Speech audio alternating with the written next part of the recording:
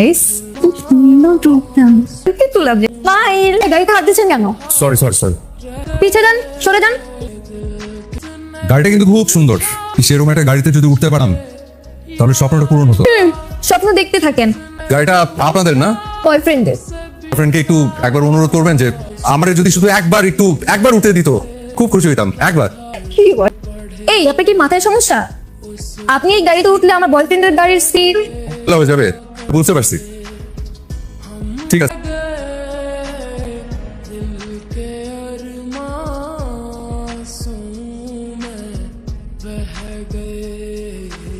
जिंदगी एक प्यास बनकर रह गई, एक प्यास बनकर रह गई Excuse me. Yes? I'm really sorry. আসলে আপনি আমাদের যে প্র্যাঙ্ক করেছেন, রাইট?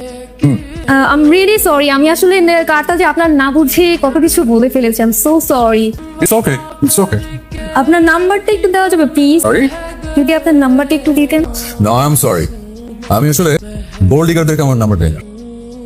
এই ওয়েট বড় লোক সহ্য করতে পারে না। শুনে না ভার্সিটির ওই ডেঞ্জারাস মেয়েটার কথা মাথায় আসলো। কি জানো নাম মেয়েটার? শামা।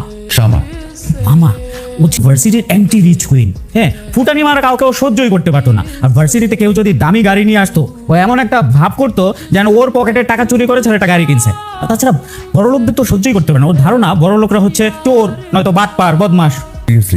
সত্যি হয় এই চাই ফ্যান্টাস্টিক ভিকি। ওই মেয়ে পুরো নাকি তুই ফেসবুক আইডিতে? আরে দাঁড়া বাপ, আমার কাছে তো আইডি নেই, অন্য ডিপার্টমেন্টে ছিল। আমি তো পুরো নামও জানি না, শুধু ডাকনামটাই জানি শামা। কাজ করি, ফেসবুকে সার্চ করি।